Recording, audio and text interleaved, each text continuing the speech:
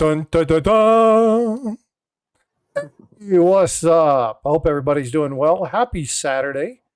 Hope you are doing well. Siren, thank you so much for throwing those links in there. I've pinned those up at the top. Definitely appreciate you, my mod. I do appreciate all your efforts. Neil Hahn, good morning. Scotty Aquati, good morning. Freaking awesome. Thanks for sharing everything out. Appreciate you guys being here. Hope you're doing well. Good morning, Paula. How are you?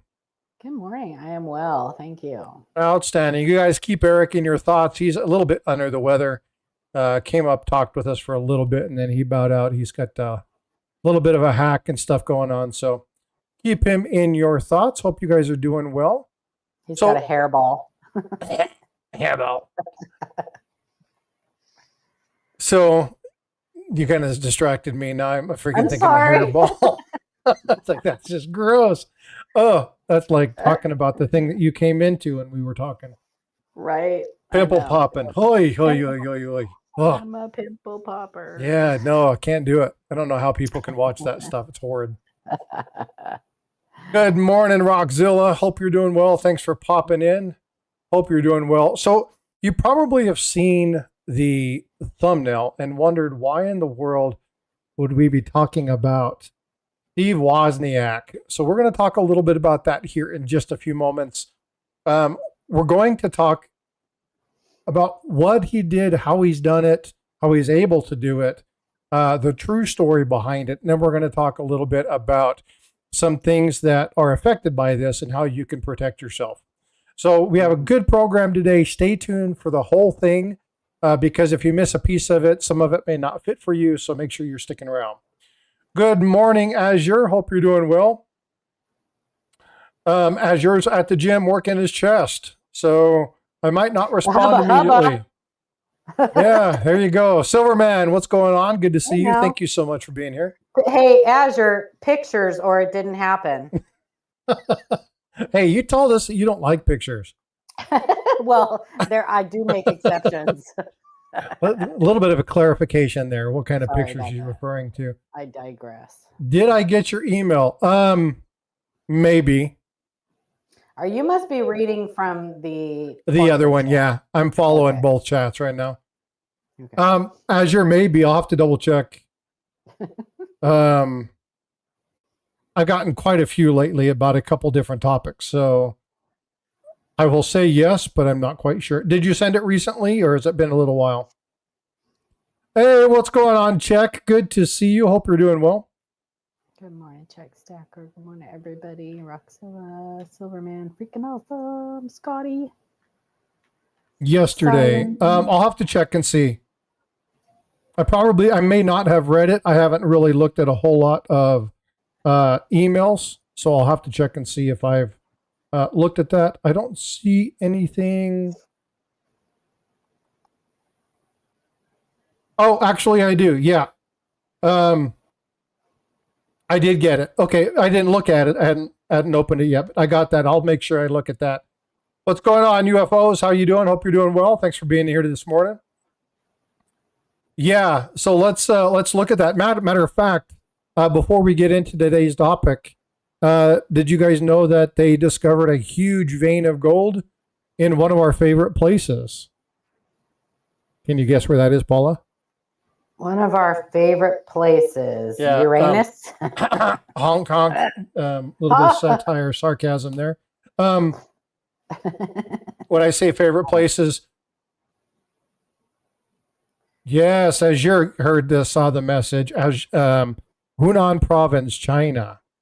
Oh, it's supposed to be. You were being sarcastic. I was being extremely sarcastic. Yes, it's supposed to be the largest vein found in a long time. They're still having difficulty estimating exactly how much gold is there. I have a problem believing they just found it. I think probably somebody found out about it and it got out, so they released the notification. But it's supposed to be a game changer with the amount of gold that China has. So be watching because there's going to be some information on that, I'm sure, in the next few days. And I'm sure some of the big stacking channels will be talking about it. But yeah, very interesting development. So you guys want to be on top of that if you guys are stackers and you collect gold. FYI. Okay. Let's get into this Wozniak thing. Paul, are you ready? I am. I'm always ready. All right. So I'm going to ask a question to chat, and it's just yes or no. I don't need you to elaborate. Have you ever, now this has been going on for, God, well over a decade. It's probably been happening for, oh, good Lord, Good morning, Kenobi. maybe 20 years or so. So Steve Wozniak, who was one of the developers of Apple, he's actually one of the first persons to ever build a computer by scratch on his own. MP60A, good morning. Hope you're doing well. Thank you for being here. Good morning, kid of mine. So one of the things about this guy is in the 70s, he was looking through his change, opened up and found a $2 bill. And he was kind of fascinated by it. He didn't think they did those anymore. So started to do some research, and then you start seeing some stories about him. So has anybody heard that Steve Wozniak used to print his own $2 bills? Has anybody ever heard that story? Good morning, Eric M. UFO says no. Well, we're going to talk about that. Siren says yes. Check Stacker says no. So we're going to talk about this today.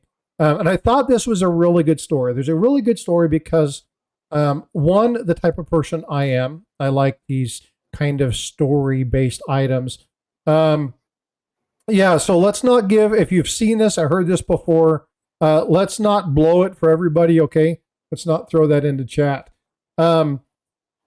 So what he used to do is he used to take, oh, son of a gun, and I just closed the freaking window. Straps. I do that all the time. The person who developed the close next to the make big button needs to be beat. Because I do it all the time. I do it at work right before I'm presenting as well. And I'm not going to show the picture because I just closed it. Now I got to figure out where I put it. So what he used to do is he used to show a sheet. It was a booklet of 4 tall $2 bills.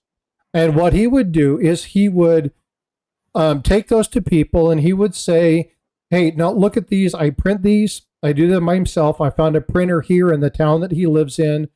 And that printer would actually put them into this place, perforate them so that he can tear them off. And he's like, careful, the ink is still wet, so don't touch it. It's still a little bit tacky. But what I'll do is I'll give these away. I'll sell, these for, 4 of them for $5, telling people it's worth like $50. But yeah, the printer does this for me. I do it myself. He doesn't know if the serial number's valid or not. He doesn't really know if it's even the right president. So he kind of looks at it and he has this little discussion with the people he's interviewing. He's been doing it for a long time. And he talks about the fact that he prints these $2 bills. Now, here are some facts about this. Number one, it's absolutely true that he had a printer put these in the form. Absolutely true. So it's also absolutely true that they are authentic $2 bills. 100% authentic $2 bills.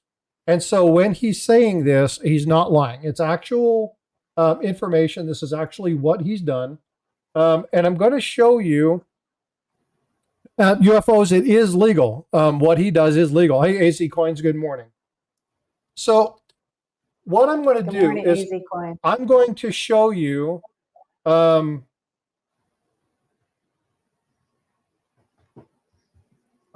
why does it do this? Hold on just a minute.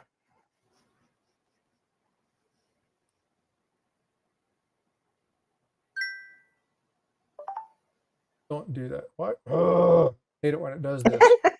Relax. It's Saturday. We're just hanging. No pressure. Open file. There we go. Okay. So I'm sharing my screen real quick and I'm going to show you. I don't know why it does that though. It's driving me crazy. All right. So this is the picture that I was wanting to show you. So I'm going to zoom in a little bit.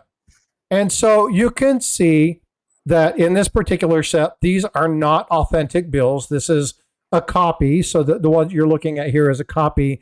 This is not authentic. It's actually something that's taken. You can see this because, or actually, I take that back. Yeah, the serial numbers are exactly the same on a couple of these. So, or no, they're not. No, they're not. Never mind. So what they would do is he would take these and he would put like 6 or 7 of these together, and they would be perforated. So he would actually take and get these perforated, so you could actually pull this off right here. You could actually pull one off and then use it as tender. Now, as many people would know, that it's illegal to print your own money. So the question always has been, how in the hell did he get away with doing this? Now, one of the things that was interesting to hear when he would talk about this, and he talked about this story quite frequently.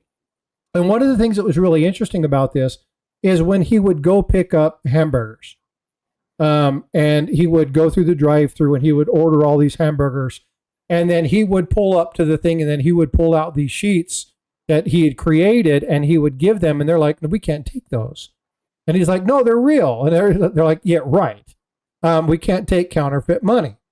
And so he would get into these arguments with people, and he actually was approached one time when he was in Vegas by a secret security officer who opened up a little briefcase and showed him his credentials and actually read him his Miranda rights and arrested him. And after some review and things of that nature, he talks about the fact that he used to show people counterfeit IDs and stuff because he had a special laser printer, and this printer could do all sorts of amazing things. And he would explain very in detail what he would say. So, for instance, he had one that was called, it was a Department of Defense looking identification, but it was called Department of Defiance. Okay. And so it wasn't Department of Defense. And it looked exactly like, when it was very nice, it looked like the little pass IDs, one of those. And he would take that, and then that's what he would use instead of showing people his actual driver's license with his real name. But this one said Department of Defiance instead of Department of Defense, because when you look at it, the way we read, if you read the first and the last letter, your mind makes up what that is in conjunction with the other words that are there. And so he would display this fake ID to a lot of people, and they would never take care of it. The position on this particular identification said something like Laser Systems Inspector or something, because he carried a laser pointer with him everywhere he went. It was not a real title, but he would do this, and people believed him. So he would take these $2 bills that he took to the printer and put together in this package, and he would take them and he would actually, use them, or try to use them. A lot of people denied them. And, again, in many places, we know this because we're talking about CBDCs, we're talking about silver and gold and things of that nature, and people only accepting credit, not accepting cash. The shops have a legal right not to accept cash. I hope you guys know that. They don't have to accept cash for any reason. Even though it's legal tender, they don't have to do it. He validated this by talking to one of the security officers. They called the police. The police was like, "Hey, you can't." They don't have to accept it. Doesn't matter if it's real or not. They're not going to accept it. Well, of course, they asked him some questions, and he explained what he was doing, and then obviously Secret Service showed up. So how did Steve Wozniak get away with this? How was he able to take these to a printer and get these to put into a He made them into package? like a booklet, right? A little booklet. Yeah. So how was he able to do that? Well, I'm going to share with you guys this image. Okay, so I'm going to share this image. And when you see this, I want you to kind of understand how this works. Okay, so let's see. I think it's this one. It is this one. All right. This is the United States Mint, right? We see these. This is the Bureau of Engraving and Printing, and they print off sheets. It's something everybody can do. Everybody.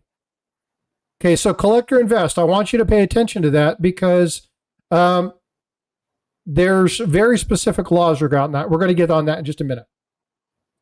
So you can actually purchase sheets of these from the U.S. Mint. Now, they changed the way the sheets used to be designed a few years ago. They have changed in the number of top to bottom, left to right. So there's actually more per sheet now than there used to be.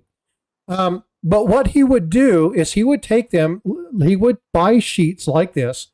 He would take them to the printer. The printer would cut them, and then they would just stack them one over one over one over one.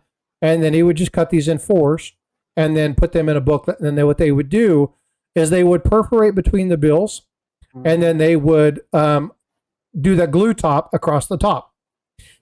So what's happening here is he would actually take real authentic money, take it to a printer, and then just have him put into his own book. And then he would concoct this story. They were almost always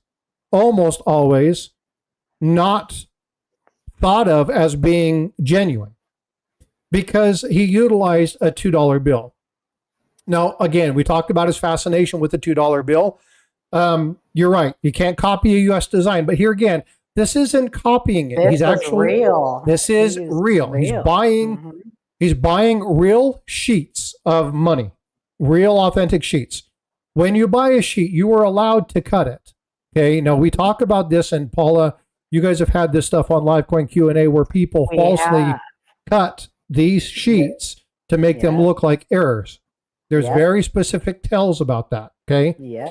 So yeah, exactly, Chad. They're just basically padding sheets, right? So what he's doing is he's cutting these into very specific groups, and then he would create this concoction because he was the ultimate poser. He was a total troll, and he loved being the wise ass. He loved being a smart aleck. He loved playing jokes on people, and this was a really good way to do that. Now, here's the thing. Nothing against what he was doing was illegal. 100%.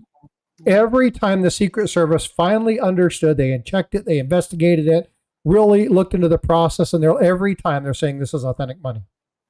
Yep. There is nothing against you putting it into your own book. As long as you don't change or alter it anyway, or make it out to be something more than it is, right? You're not defrauding anybody. It's just a story. It's just a way of jacking with people's minds. Okay, now he was really, really good at doing this. He did it for years. This would have been a great psychological study. Oh, yeah, it just insane. Now, really would have, yeah. The reason that I wanted to talk about this, and folks, if you're liking this so far, please do me a favor, smash the like. Okay, because I really have tried for a little while to kind of think about how to present this story and talk to you guys about some of the stuff that we've talked about recently, about the availability of the mind to utilize something that we all know, but accept somebody of affluence's opinion of it. We're going to get into that a little bit later. So I want you to kind of be thinking about that topic. I know that may not make sense. It will make sense to you in a few minutes. But I want you to think of the genius. Now, a couple people in here are like, oh my God, that's genius, right? That's funny. But I'll tell you right now, ladies and gentlemen, it is 100% illegal to create your own money. Period. End of story. There are laws. If you look at the laws talking about that particular item, people say, well, no, you can create your own coin. The state can produce their own coin in a very specific subset. There's got to be a very specific way in which they do it. But they cannot in any way, shape, or form, you cannot print money. It is illegal. And so anybody who's looking at this or trying to go, oh, well, he did this, don't.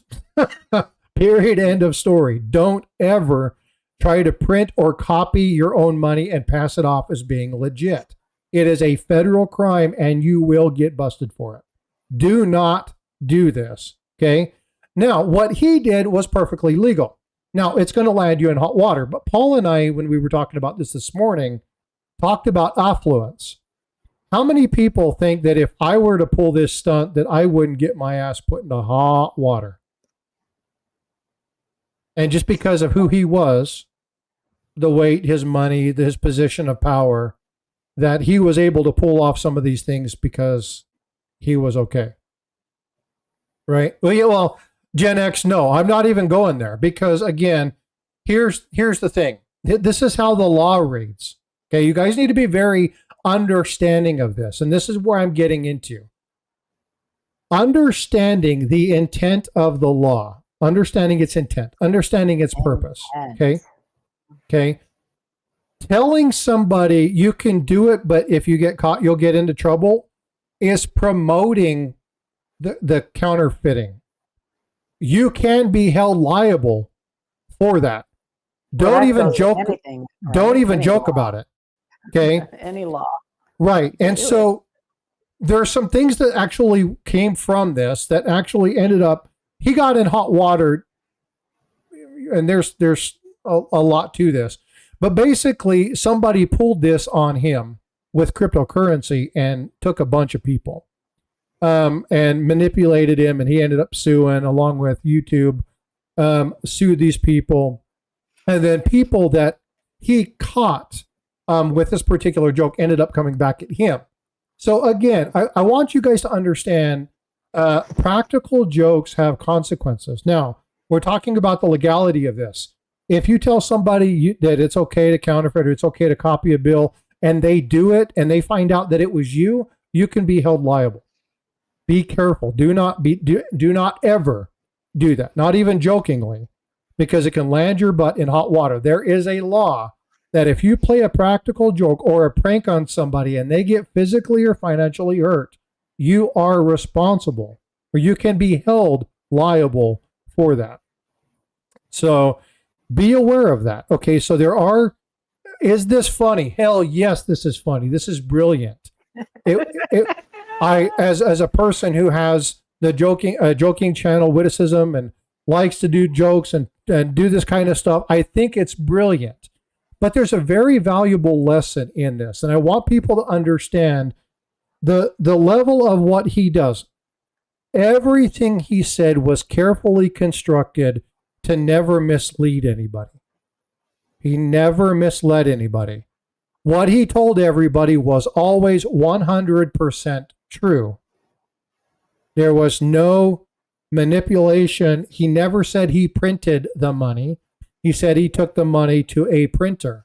There's a printer in his thing that does these things, right? So there were very specific languages. There were very specific things that were done to make sure that what he was doing, what he was saying, was 100% truth. Okay, so you've got to be very careful. Hey, good morning, Big Flip. What's going on, bud? Now, I find this fascinating because I've worked, my stepdad, when I was a young kid, took me to a printing press. I got to work with high school, got to work with some printing presses in high school, learn how to do this. And I've seen these, the pink glue that they used to put on these where you could pull them off, the little pads, and then they would just paint this pink sticky stuff on there.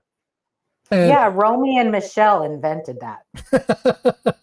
Along with that dude with the funny shoes. They did. Romy and Michelle invented that. They did. Yeah. That's such an amazing show. I love that show. But so I've seen how this was done. So when I listen to this story, I'm going, okay, what's the gag? Right? There's got to be something in this. He knows counterfeiting is illegal. He's never going to publicly do this. And he would do podcasts, and he would do shows, and he would do talk shows. And Jackass, the thing, Steve-O interviewed him, right? Mm-hmm. He walked through this stuff, and he's like, you got to be kidding me, man. Like, that's illegal. How did the feds not bust you?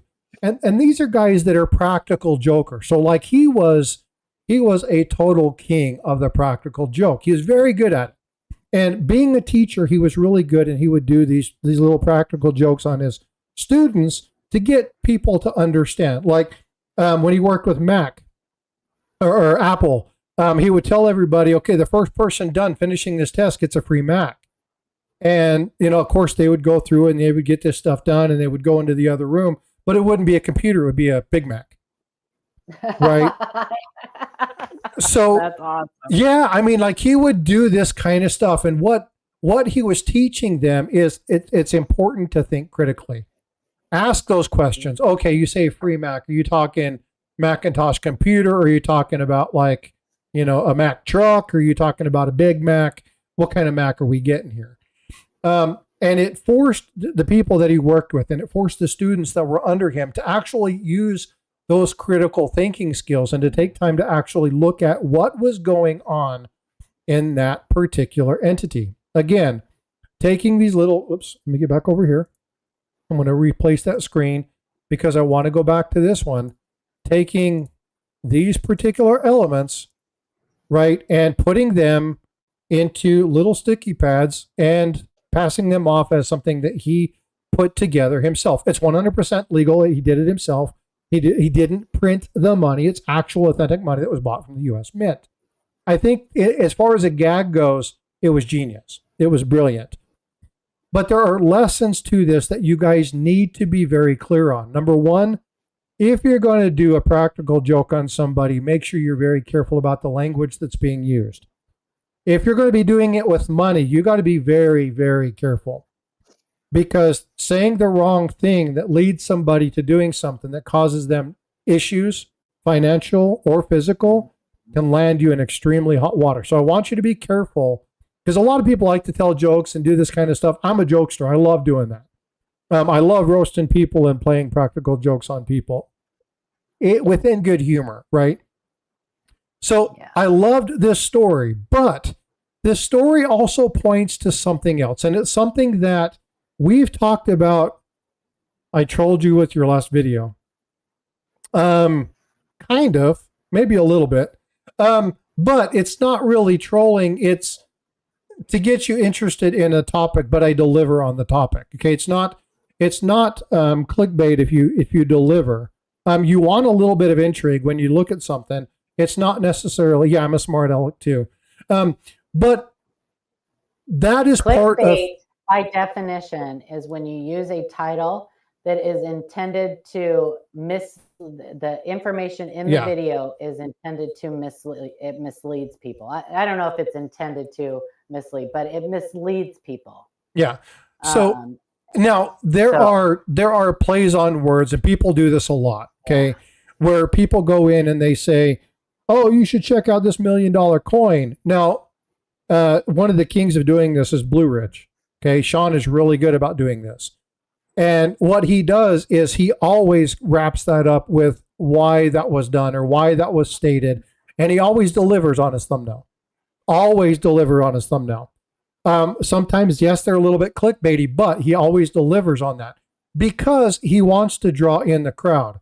If your thumbnail and your title intrigue somebody, they're more likely to look at it. Okay, that's something you got to do. If you want people to click on your videos, that's definitely something you want to do. But make sure you're not doing clickbait. If you're going to click on something, deliver. This is such a problem that YouTube's actually changing. We talked about this a couple weeks ago. YouTube's actually changing the algorithm to track for people who are only clickbaity and don't deliver on what they say they're promising. I'm not sure how they're going to do that. They're actually implementing this in India right now to control some of the issues that are there with them showing something and presenting something that doesn't show up. For instance, like the thumbnails that show some beautiful person on it, man or woman, doesn't matter. And then the entire video is about something else, and then they just show a quick little snippet of that at the very end. That's clickbait. And they're going to take those and they're going to start pulling those off. So they're building their algorithm, looking at how to do that. Because again, you're bringing in people on manipulating them, right? And so you're looking at doing that. Southern Coin Hunter said he had someone try to pay for pizza with movie prop money. That is a crime. That is a crime. So again, a lot of people think that's funny and, oh, I'm going to do this.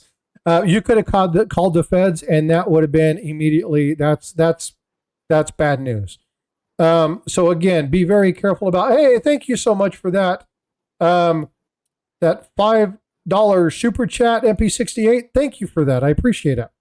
The problem comes when they have to prove that that person knew that money wasn't genuine. Well, and you figure this stuff out pretty quick, especially people that investigate this kind of stuff.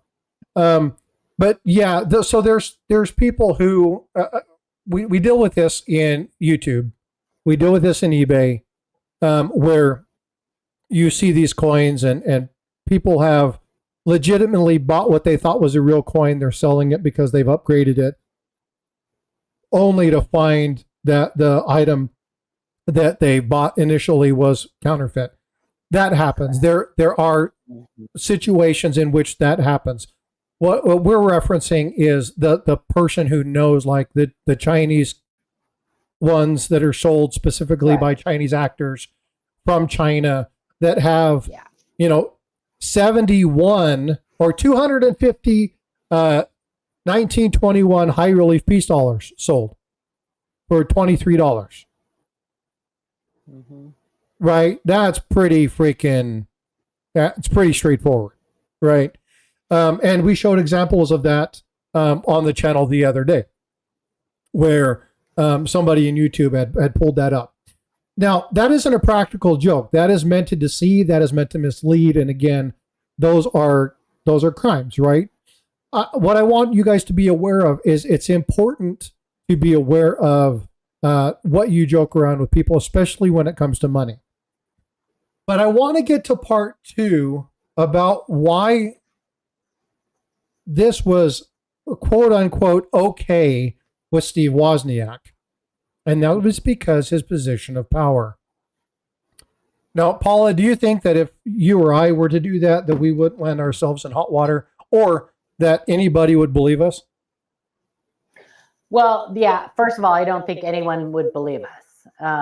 We talked about that before. And I'm not sure. So in today's day and age, can you imagine how much more this would have blown up in today's, with all the clickbait and crap like that, how people would have, it would have just been all over YouTube. People would have been making videos. This guy prints his own money and blah, blah, blah, blah, blah,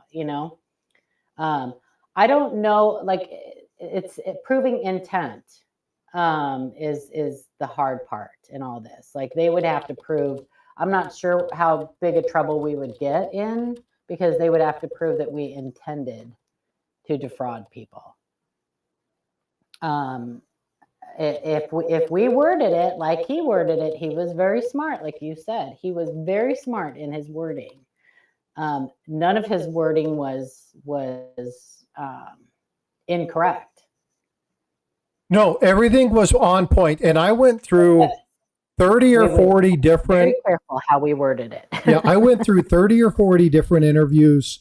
I read his blogs. He had the exact same story every time. He didn't deviate a word. It was exactly the same every single time. And his words were very, very, very carefully chosen. That's why it took me such a long time to put this together, because I really wanted to understand what he was looking at, really see if this was just a thing that he did once or twice and it took off. No, he did this quite a lot. This was one of his favorite troll moves, right? But why am I talking about this in the form of trolls? Because in our society, in our community, and I'm talking about community large, not community small,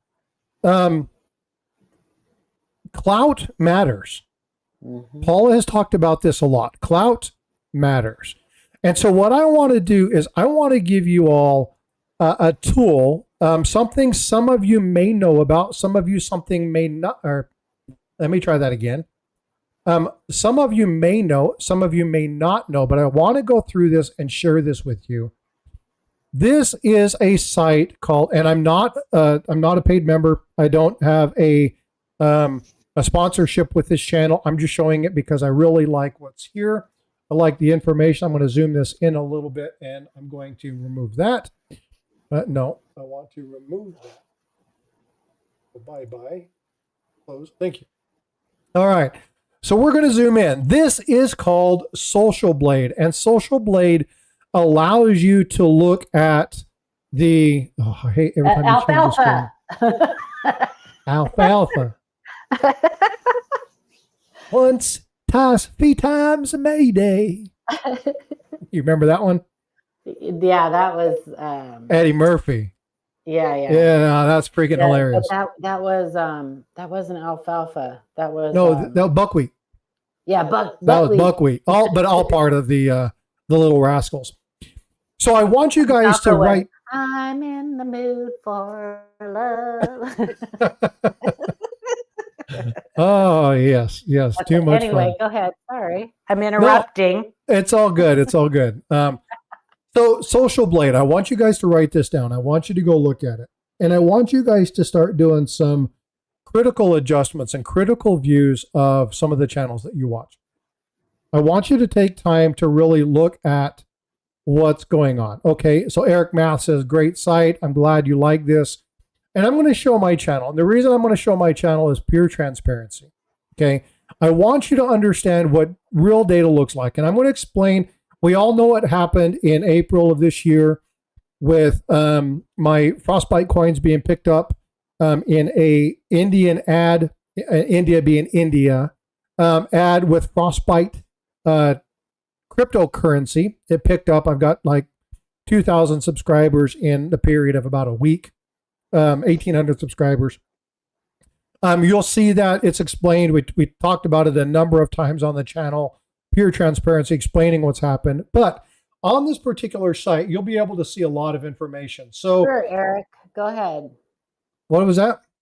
Eric M said, do you want yeah, Eric, please. Yeah, feel free. Thank you for doing that. It's a great tool. And if you want to, yeah, so please do that. I appreciate you, Eric. This site, again, what this allows you to do, and you'll see that right here, you'll see that big old jump, 1,900 subscribers. This was because there was a marketing. I was talking to somebody regarding cryptocurrency, changing my site, trying to get into other markets. And they pushed something that was picked up by an Indian company that was doing marketing for this particular cryptocurrency release. And my channel got picked up. And one of my links got put into one of their adverts and it blew up. It had nothing to do with my channel. It was great for great publicity. I got free publicity out of it. But there's a ton of subscribers. It did zero for my channel. No additional views. Didn't increase my view time. Didn't increase my watch time. Now, there are some people that actually continue to watch the channel. There were some English-speaking people that said, hey, you know, I'm from here, saw your channel. I don't know where it came from. It would be great if you could translate some of your stuff. So in some of the transcripts, you'll see that I try to have YouTube present that in Hindi and a couple other languages because of this. So there were actually good things that come of it, but I can explain exactly what happened there. But when you see this, you'll see ranging from 20 to 70, and every once in a while you get a big peak here where I had the big video that I did regarding Texas and the legislation. Had 13 or 14,000 views in a week. Got 200 subscribers or 110 subscribers from that particular video. So you'll see these little bumps. You'll see the views again. This big peak here. You'll see these little peaks happen. 19,000, 20,000 views. So you'll see really good week. And as you scroll down, you'll see live streams again. Looking at today's live, like I'm going live right now, it's showing you how many people, what my subscriber count is, total numbers of views. You'll see that view increases as this cycles. So you have a lot of great information. But what I want you guys to do is I want you to scroll down a little bit farther and start looking at this. This is where the money meets the road. And this is where you can start to understand some data. So there's 4 points in this that I want you guys to really start to look at. I really want you to dig in and start looking at the channels that you watch, because you're going to learn a lot about what you see from this. Now, again, in full transparency, I'm putting myself out here. It's here. I've got nothing to hide. You can put live one Q&A on there too. We'll do. Well, if okay, we'll do that. No problem. Yeah. You'll see that I've increased subscribers. Some of this is because of shorts views. Now, in the last month, you'll see that my subscriber counts have continued to grow a little bit, and then they drop off. That's going to happen. I had a couple good videos, a couple good shorts take off, and so you'll see the subscribers counts go up. But across the board, you're going to see pretty much the same general anywhere between 20 and 100 subscribers per week or per month or however it's broken out here, okay? This is actually done by month. So you'll see my subscriber counts are really snafu happened. You'll see the India one when you look up above, it was 1900. So I had 200 authentic subs in this time frame and then the 1900 from the snafu. I can explain it. We could talk about exactly what happened there, but you guys know. So when you look at other sites, you're going to see patterns. You're going to see things that start to show up, like 0 subscribers and then all of a sudden they have 1,000. 0 subscribers, all of a sudden they have 1,000. 0 subscribers and all of a sudden they have 5,000. Or you'll see their watch time. So here, let's go back up and let's look at a couple other fields that are really important. Okay, I want you to look at subscribers for the last 30 days. Why is this important? Well, it's important because of 2 things. Number one, as you're looking at this information, it's going to tell you pretty much what the standard subscriber count, subscriber rate is going to be for any given channel. You can look at this. And I also want you to look at their views, okay? So you can see that per month in the last 30 days, my channel's gotten 23,000 views. Okay, that's cool. Not a big channel. That's pretty on par with what I see cross between both my long and short form, including some of the sites or some of the short content that's doing really well. Some of the bigger videos that I have, they're, small numbers, 200, 300, 500. So that number, including my shorts over a month, yeah, that's probably accurate, especially because I do have some videos that are really doing well, 12, 13, 14, 15,000 views. So yeah, I've got some stuff there, but my subscribers in relation to, and you'll see my subscriber count is here, right? Subscribers, 5.16 thousand, 1,200 uploads, almost 700,000 views. So you look at this and some of these numbers they make sense. Okay. Yeah, exactly, Gen X. Looking for channels that have 10, 20, 30, 40, 50,000 subscribers and they're getting 50 views per channel. Okay. Now, when you look at some of mine, there are some of my channels some of my videos that just don't take off. They don't pick up. I'll give you a great example. My commemorative coin series, there's not a ton of people watching that. If I look at the analytics for my commemorative coin series, 85% of the people who are watching it are return subscribers. They're not new. It's not really appealing to the general public because it's more of a niche item. I'm very aware that's going to happen. This is why I'm putting out other content at least once a week on a full item so that people can see this, so people can look at this, right? So when you look at the numbers, C+ grading average, not a big deal, right? It makes sense. The numbers are there. There's nothing crazy. It's not jumping out. I may need to do something provocative to build my channel. Well, again, I want authentic subscribers. I want people who are going to watch my channel. If they're going to watch it for the short content, then that's great. If they're going to watch it for long form content, that's great. Long form content is where you get paid. You have to have millions of views on your short content to get any money. And I can show you some of that. I don't mind showing you some of the analytics on my channel. Because again, I don't have nothing to hide. It's full transparency for me. But again, it's really important. But down here really tells you a massive story. Now, you said pull up Livecoin Q&A, so let's go ahead and yeah, I mean, it's our thing, subscriber count and everything's going to be pretty crappy because we haven't been putting out regular content for a while, but it just as a comparison, and just how like generic growth is supposed to look. Okay, so when you're looking at this again, you're looking at a standard subscriber count, 10, 20, 30 per week. Not a big deal. They're putting out more content. You can see when they do special events, they had more stuff. This is probably some big release they did, maybe a coin show or something that happened where they did a talk, right? So or the Jack Young interview or something. Yeah, well, that's right here, yeah. Right? Yeah. So you'll see little spikes, and again, you look at certain things. This is probably phase 2 of the Jack Young interview, right? Where you have 2 groups coming in. And so again, you can look at it, you can see your total views, you can see stuff.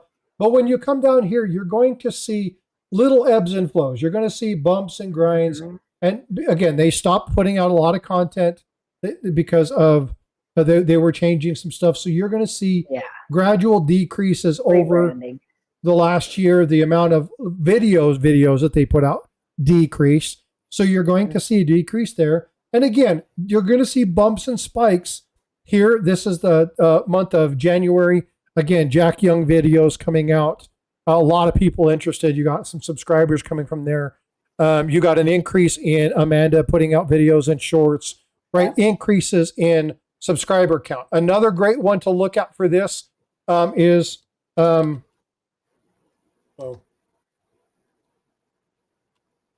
Coins. Okay. Same situation here, right? You see a big uptick in the number of subscribers, and that's because they've been putting out content. Great content. You see these views are really shooting up, and you're seeing the subscriber count is showing up, right? So as you look at this information, hey, Mike, what's going on? Thanks for coming in. Hope you're doing well. Good morning. So that Coin Show podcast, make sure you guys go check them out. Okay, that's another great channel. We can pull them up and show you again. Good, solid content, right? So when you look at what is a channel doing, what content are they putting out, how are they looking at it? So this gives you the opportunity to look at the people that you're watching and kind of get a feel for, are they being genuine? Are they being real?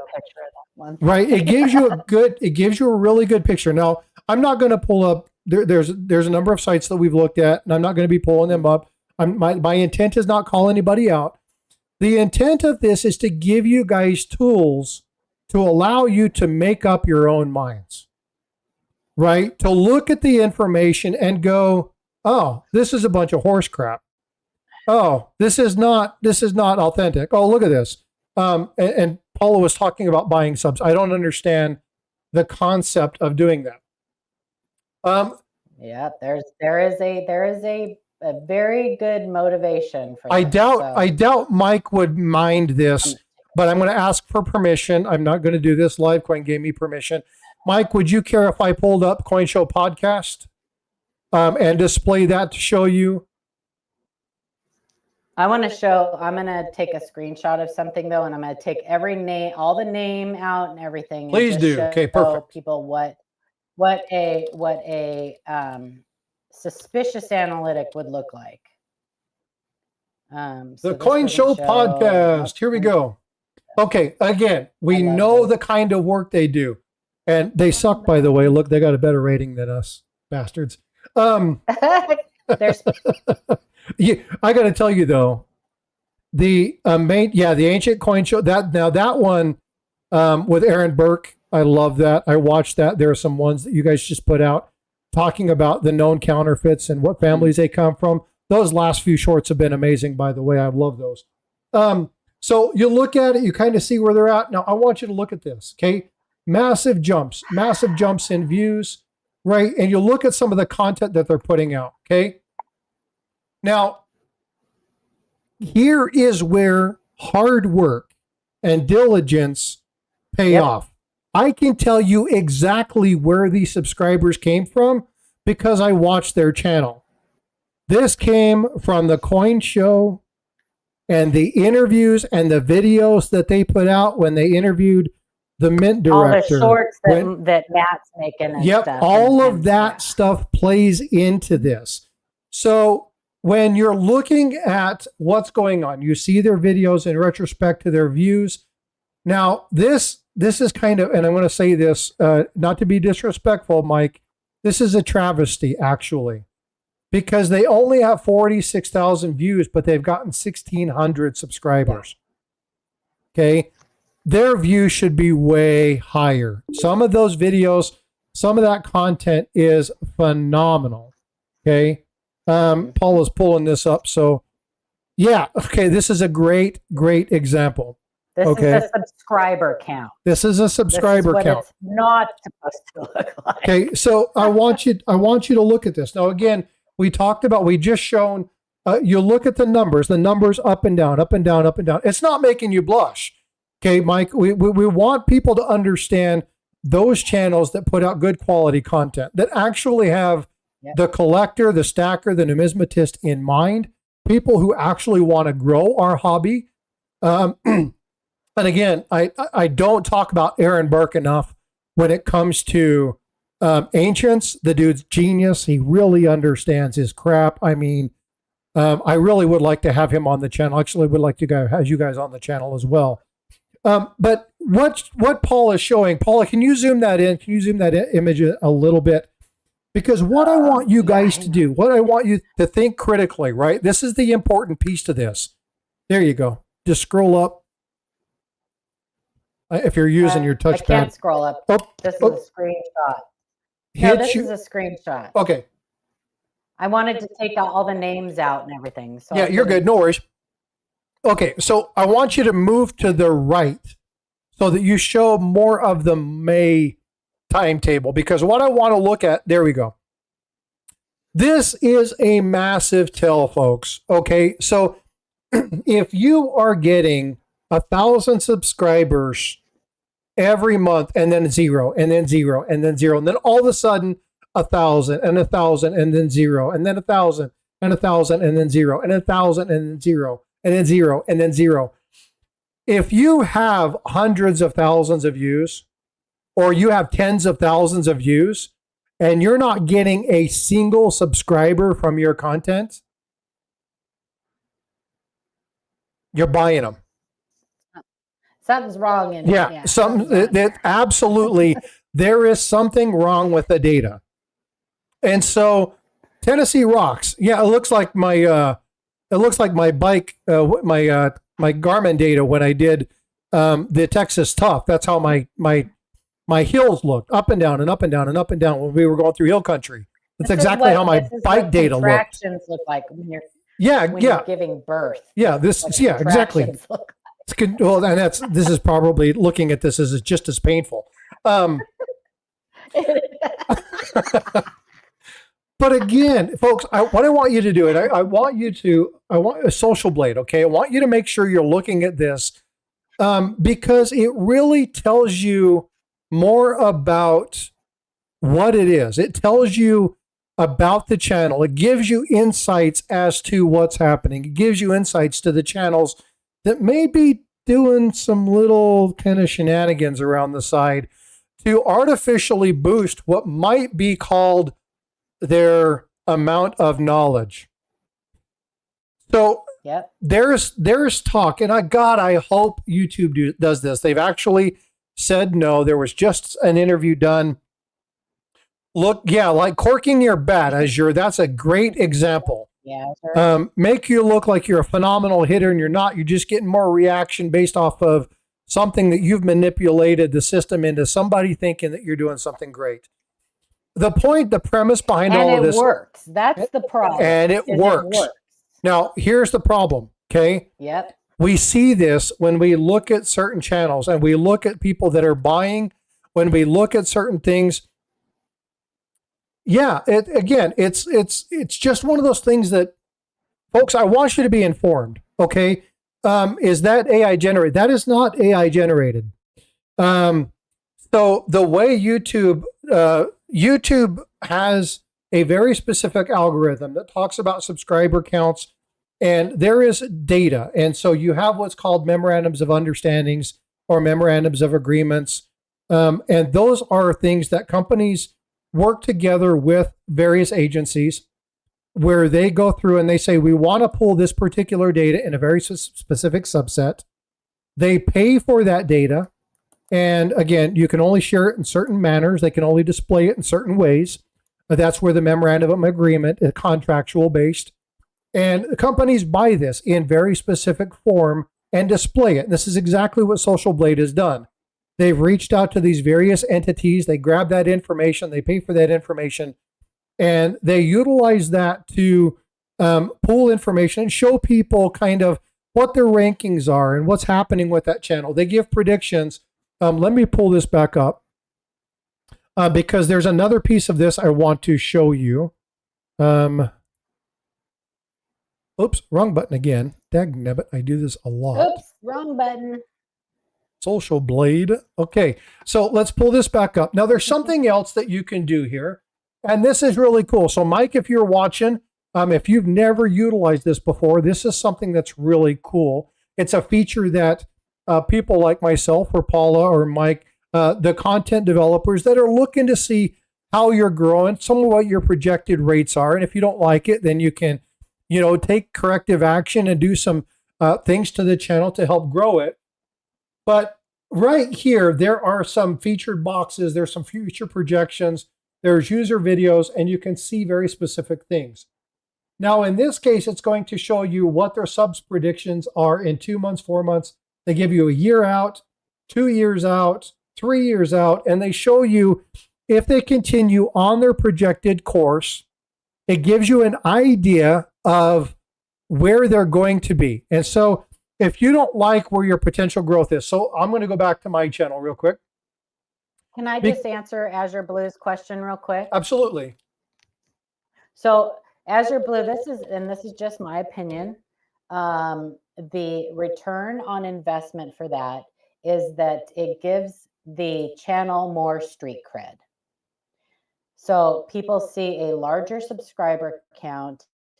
It validates that channel and makes people more apt to subscribe to that channel and believe whatever they're saying. So it makes them, it gives them more street cred. So they're able to get more of their garbage out to more people. If you have a good channel, and so I guess it all depends on what your motivation for your channel is, right? If you want real loyal subscribers and people that actually want to come and engage with you in your channel and learn, if you're an educational channel, if they want to be there to learn, then you're not so worried about subscriber count and stuff like that. But if you just want so let's say you have a channel that does mostly auctions. You want more people in there to watch your auctions. So what happens is people see this large subscriber count. I don't know if that makes YouTube push the channel out more or not. But if you type in coins, I think that those higher sub count channels pop up first in your search. Now, I'm going to show something, and I'm going to talk about something that was just released. I'm going to get into that here in just a few minutes. Because and again, I took a long time to kind of look through some of this stuff. The Social Blade, Paul and I have been talking about this for a month. Yeah. About some specific channels and looking at some of this stuff. The research that I did on Wozniak, tying this all together, but I was waiting for YouTube. YouTube had talked about releasing some information regarding the algorithm. I know when you say algorithm, people want to vomit in their mouth. A lot of people can't stand the algorithm and the data. But data tells you a lot of information, right? I'm an analyst, so there's a lot that it can tell me. What I've got highlighted here is my goal for the end of 2025 is to reach 10,000 subscribers. That's my goal for 2025. And at the pace that I'm going right now, I will not hit it. In fact, at my current pace, if my subscriber count stays as it is, I will end up at 8,000 subs by the end of the year. Now, this is projected. There could be increases and decreases. So what this helps me do is go, okay, what do I need to do to help me increase it? So this is a tool that gives me kind of a baseline, a kind of understanding that if things are standard, if things go the way that I'm doing it right now, then I will know approximately, give or take a little bit, about where I could be. Now, this is organic growth, right? I'm not buying anything. If you're going to do something like do some advertisements for products or stuff like that, far be it for me to tell you not to. And there are things, there are tools, there are things that you can do to gain information and insight on boosting your channel. You can pay people who understand advertising and marketing, or you can pay people who understand video development. You can increase in your quality, improve your audio. You can do things, and you see that I'm always changing my views to try to find what people like. And sometimes people like it, sometimes people don't, and it's trial and error. But what this allows me to do with my data, what this allows me to look at is how do I improve my number? Because I want my numbers to go up. So in 3 months, I'm going to come back to here. I'm going to make a goal. I'm going to come back in 3 months and say, how close was this prediction? What did I implement? Did my projection increase because of the things that I've implemented? And then if they do, I can continue working those. I can look at my subscriber counts. I can look at my view counts, and I can see where we're at in relation to that. If I'm falling way short of my projection, then something's going on. I'm not doing what I need to be doing. I'm not engaging. There's something going on. Now I see some of this because of my last 2 months of doing this particular coin series that I'm doing. I know there's not going to be tons and tons and tons of interest in this particular video series. I know that. I want to do it because it's what I call evergreen content. It's going to be there. That'll always be there. Anytime somebody wants to look at that particular data, they can go and they can find that video and they can look at it whenever. It's always valid. It's not time sensitive. They can always go back and it's always there. There's always videos talking about some of the history of every one of those coins. It's something that people have asked me to do. Paula even mentioned it like 3, 4, 5, 6 months ago. If you're going to do something like that, you could do the entire series. And I decided to do that. Gotcha. And so you can, what I want to get to is you can utilize this data, but you can also look and see where your channels are at. If you want to look and understand what's going on. And folks, if you're watching this and you're not subscribed and you like this content, please do me a favor and hit the subscribe button. It's free to you, but it really does help my channel. Also, smash that like. Likes help. But again, I want you guys to be informed. I want you guys to have information that you can use, right? And I want you to be informed. So we talked about this just a moment ago. So I'm going to go to YouTube and I'm going to pull up just whatever comes up. And I want somebody in chat. Hey, Shift, what's going on? I want somebody in chat to enter something coin related. Doesn't matter what it is. I want you guys to give me a coin, a very specific coin that you guys like. And I'm going to pull that search up here in YouTube. And I'm going to show you what I'm talking about. Quarters. Okay, perfect. Any quarter in particular, Mike?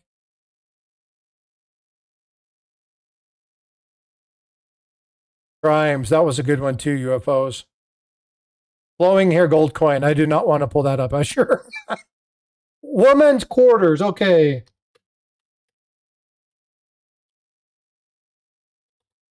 Whoops, if I could spell woman's quarters. All right, so let's get in here and see what's going on. All right, so we look at the subscriber count. Again, we have Coin Collector. We have Sent to George. We have a couple of these other ones, small channels, big channel, right? Huge channel. So as I'm scrolling through this and I'm looking at it, if I'm going through here, am I likely to click on one of these that's smaller, or am I more likely to click on one of the bigger channels? Am I going to click on the 4,000 one, or am I going to click on one that is 800,000? So when you look through some of these, what are you looking at, right? 5.2 million subscriber. Ooh, what is this? Oh, this is Good Morning America. I probably want to find out what they have to say about this, right? So even though you may not look at this, for people who are looking and they see a large subscriber count, it's very likely that they're going to be clicking on the ones that have the larger subscriber counts, right? Oh, don't wait, 220 or 22,000. I'm going to go look at that one. 16,000 Silver Wolverines. I'm going to go look at that one, right? So having more carries a little bit more weight. Now, again, many of these channels have worked their tails off to get some of those numbers, but how do you separate the wheat from the chaff?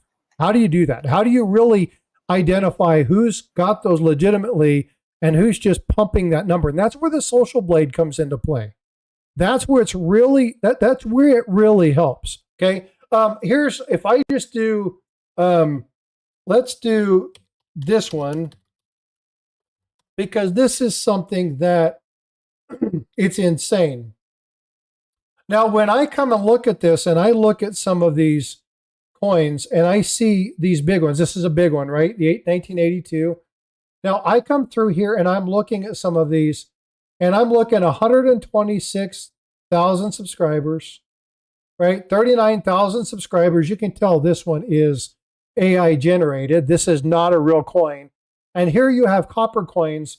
If I'm looking at this, I'm going to take which one? Now, obviously, we know who copper coins are, but if I don't know who copper coins are, and I look, it's worth a small fortune or the truth, well, this is going to be an explanation. I just want to know where the money is, right? It's going to be more likely that you're going to click on the one that is shift kicker. You scared me. All I seen is 6 inches hard.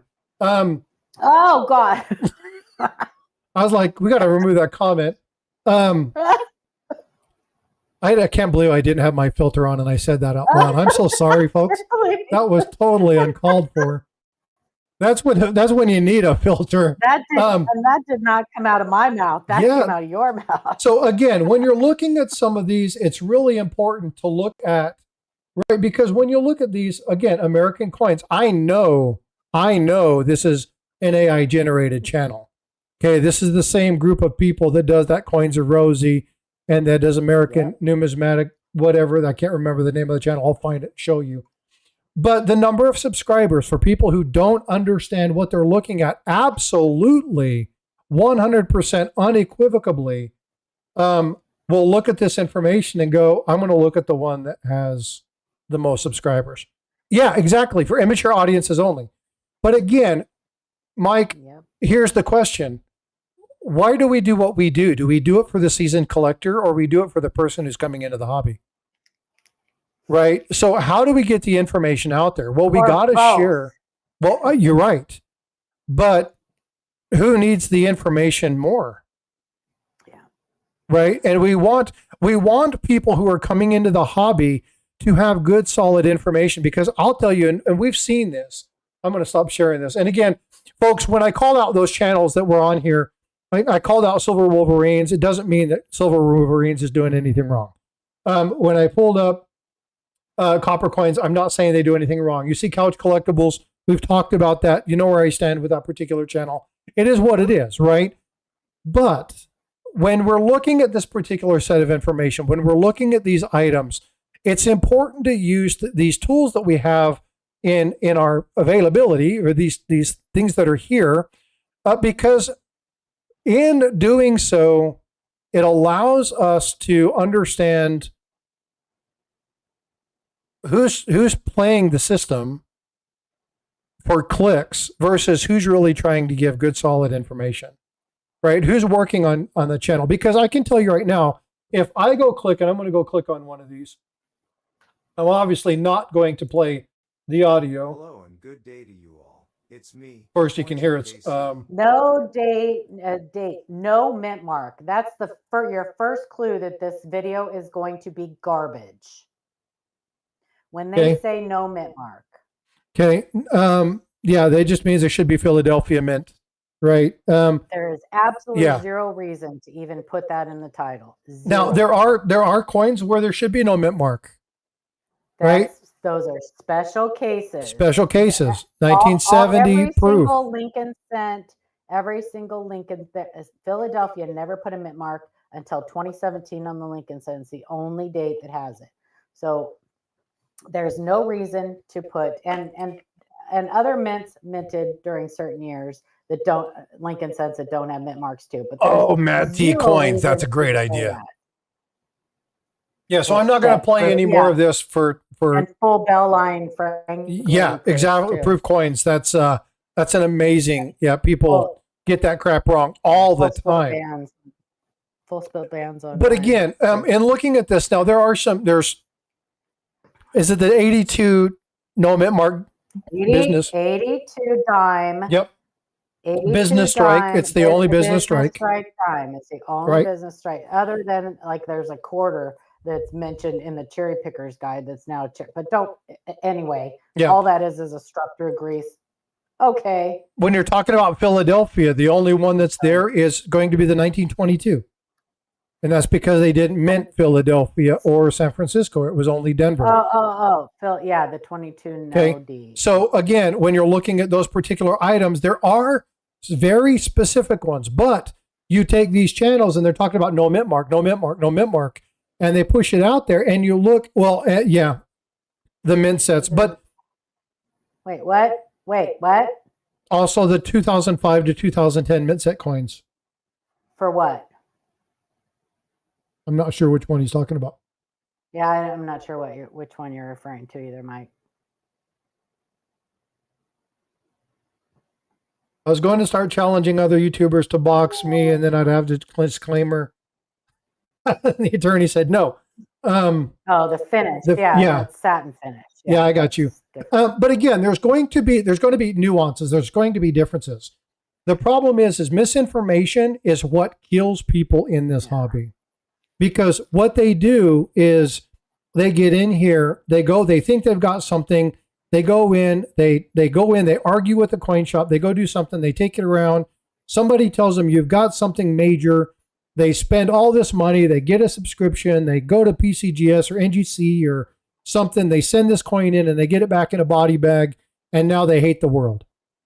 They don't ever want to deal with it anymore. You guys are all idiots, you all lie to me. And they lump us all into a single group of people. And so the reason that I do this, now just because somebody is telling you good information, if they're going to buy subscribers, but it's all in an attempt to seem more legitimate than they are. And if you have to fake your legitimacy, there should be a flag there. Okay. And so there are a bunch of different reasons. And again, we see this all the time. Livecoin Q&A, I'm sure, Mike, you guys see this at your shops. With people coming in and they argue. They come in to ask you about the coin and then they argue because I heard about it on YouTube that, this coin is worth millions. Or I have this 1970 no-date penny. Yeah. Right? Or this, look at this coin. It's counterstamped with the 5. It's worth $200,000. Right? What was that? The Richmond dime. Yeah, or and so or people who don't understand what a brockage is, or people who don't understand the difference between something like that and a vice coin, right? Again, there are so many of those things that there's fake information out there that we need to understand the legitimacy of it. And folks, you have that in your power. Looking at the detail, looking at the subscribers, looking at the information, that gives you insight. Now, it doesn't give you a definitive. You have to watch these videos and use critical thinking. This is why I went all the way back to Steve Wozniak at the very beginning, because the entire intent of what he did as a troll, playing on people, the foolish-minded, the ones who never asked the in-depth questions, the one that didn't use their critical thinking, and they just rambled about whatever it was, they're the ones that he always deceived. And his entire intent was to get people to think critically. That's why he did this as a teacher. Sorry. I don't think that was called brockage, but it was something like that. Yeah, the monkey with the dance. Would you like to dance with my monkey? I'm sorry. Yeah, that's not what we mean by brockage. Paul, if you want to pull up a picture of a brockage, you can do so. Sprockets, yeah, sprockets. Would you like to dance with my monkey now? And it's not something. Now we dance. And it's not something you get in China if you eat too much rice. Oh my gosh! I didn't say that out loud, did I? I'm going to get in trouble. But again, it's one of those things where I want you guys to have the tools and the resources available to make wise decisions.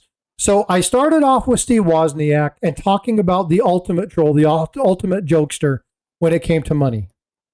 We talked about the legitimacy of legal argument and the discussion. He was very clear about the language and the wording he used to keep himself out of hot water.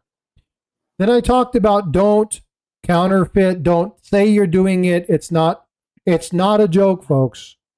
Okay, do not do that. You do not want to be visited.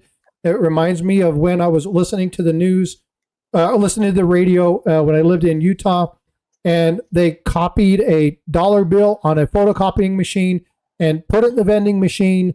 And hours later, the Secret Service showed up. They confiscated the vending machine. They confiscated the printer. They fined them a ton of money, explained it was legal. They had to do a public display of apology. I mean, it was horrible. Don't do it. Okay, not even in jest. Don't do it. Don't pass off phony money as real. Don't do it, right? It's a crime.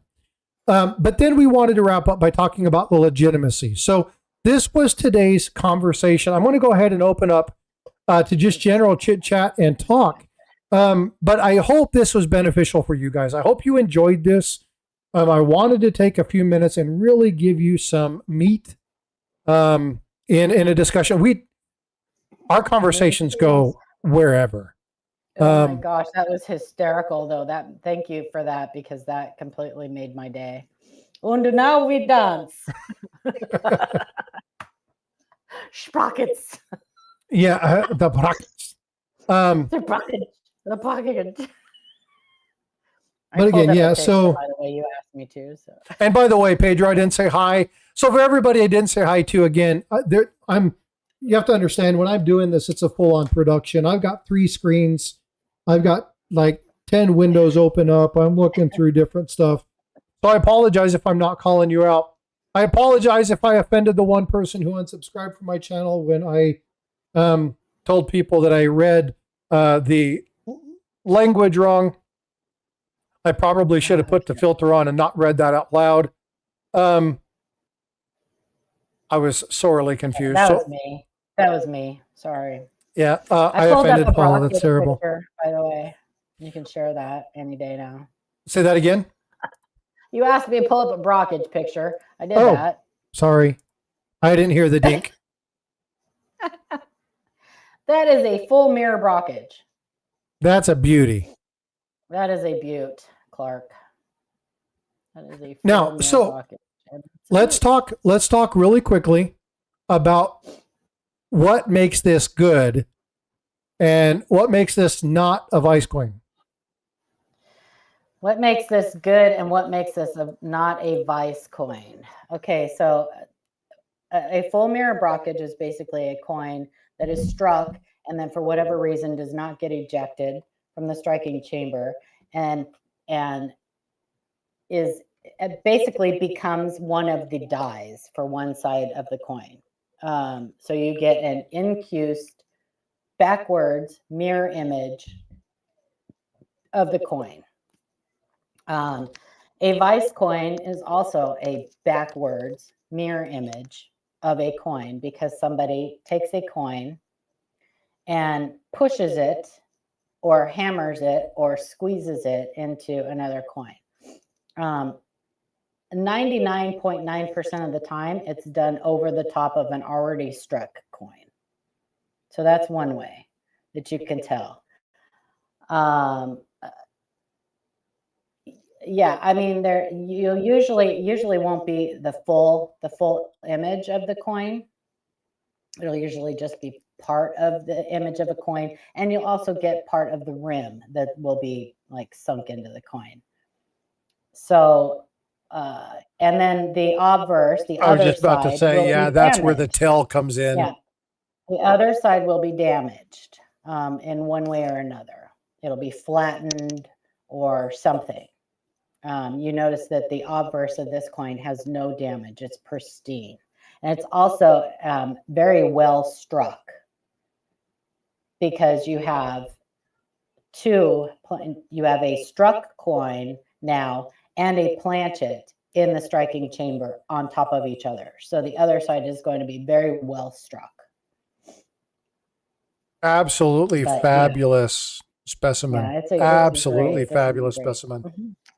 Yeah, this and oftentimes these errors that struck coin that has now stayed into the striking chamber will stick to the die and it will become a die cap.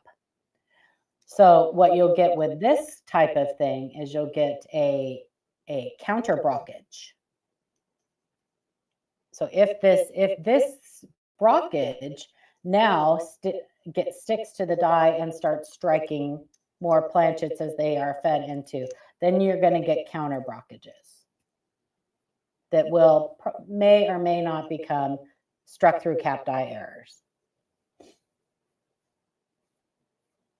So there's a lot that goes into these. All right, so I just gifted 10 memberships, 5 on each version of the channel. So Mike Carney, Swamp Dog, Kellen L, Robert Caldwell, and Richard Metcalf. Yankee Doodle Sacker, Begotten Solitude, Jack Gallman. Hey, good job, bud.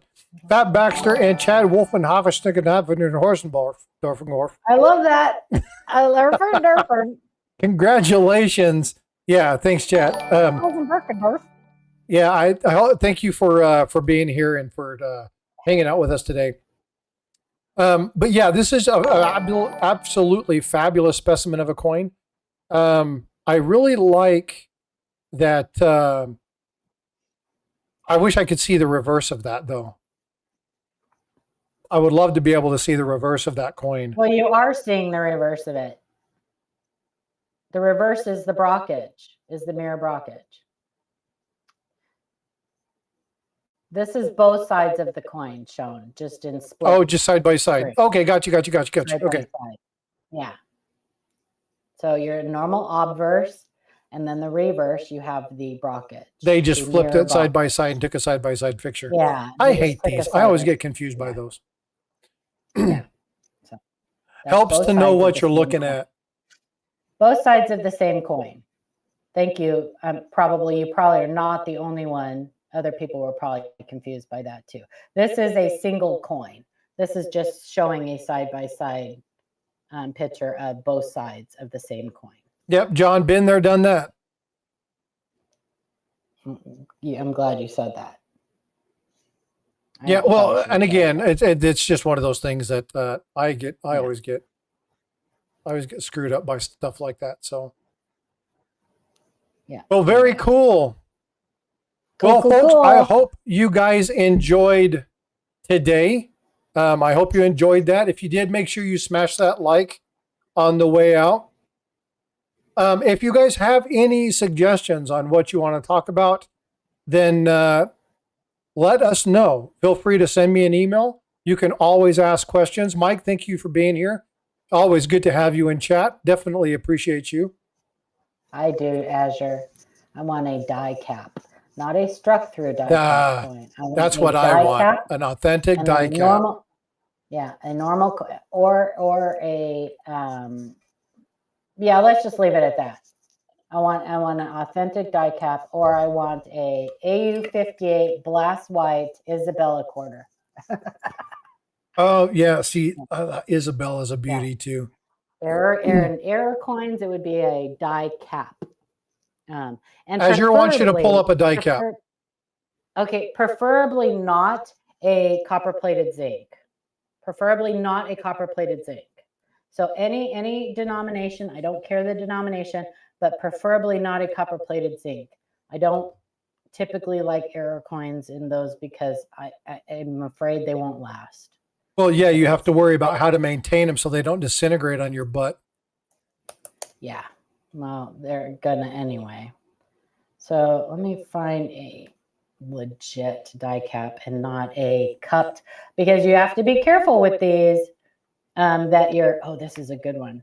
You have to be careful with these because you can see cupped broad strikes, like extremely cupped broad strikes that look the same or very similar to die caps. So, have a great day, Eric. Thanks for being here. Yeah, that's a pretty good one. It's not a US one, but Mike says he's going to keep an eye out for him. Okay. Yeah, this is a good one that's too. Out of the error coins, that's probably my dream coin as well. I always fascinated by those. And then the other one I would really like to get is I'd like to get a really nice mule. I think a mule would be really cool. Which one though? Which mule? Like the quarter with the Sacagawea rivers. So something like that would be cool. Or there's you've got what is the 50-cent piece with the quarter or something like that on it, or the raw. What's the other one? Not like the 59 is not a real one. I don't believe. No. What the hell is that one? There's the quarter Sacagawea. Now you have mules, and then you have mule die clashes. So you have to. Those are two different things. So this is a cap. This is a freaking amazing thing. Yeah, this is a die cap. So the way these form, if you just think of a bottle cap, right, and it gets put over the edge, penny dime. That's another good one. But as this gets struck and it gets hammered and hammered and hammered and hammered, that metal works up around the edge of that die. Mm-hmm.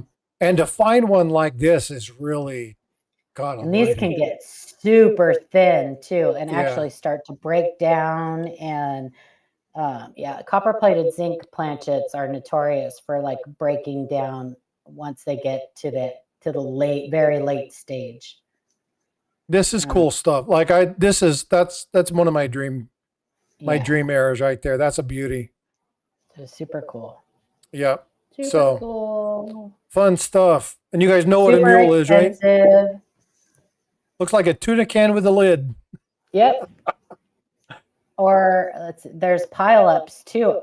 I like the pile-ups, the bonded coins. Those are amazing too. Those are very, very pricey too. The pile-ups. Well, you don't see them very often because aren't they normally caught? They're always caught. Whether they make it out of the mint or not or smuggled out. That's another story. Most of these error coins are not intended to ever leave the mint, but they make it out. Yeah.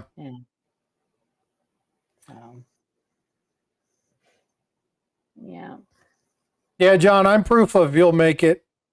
I've been there, done that. Like I said, it sucks, but you'll be there. You got a good community behind you. All right, folks. Well, I'm going to wrap stuff up. Yeah. Again, if you guys have any suggestions about what you would like to hear about tomorrow is just open chit chat. We do whatever we do, go off the cuff, and we might talk about something. We might not. We don't know. But thank you all for being here. I'm sure we'll be out and about. What do you got going on today? Anything fun? No, it's snowing again. So ew, I won't be doing anything. I'm be waiting by my computer for those pictures that Azure is going to send me. Just kidding. Anyway. All right, folks. Well, hey, Paula, thanks so much for hanging out with me again. Yeah, thanks for having me. Have a great Saturday, you guys. Be safe. Yep. And if you talk to Eric, please wish him well. Again, he's feeling a little bit under the weather. Hopefully he'll feel a little bit better tomorrow and he can come back. But Paula, he says, I'll be right over. But again, y'all take care. I'll be where I'll be blessed. Folks, thanks so much for being here. And I will see you guys tomorrow.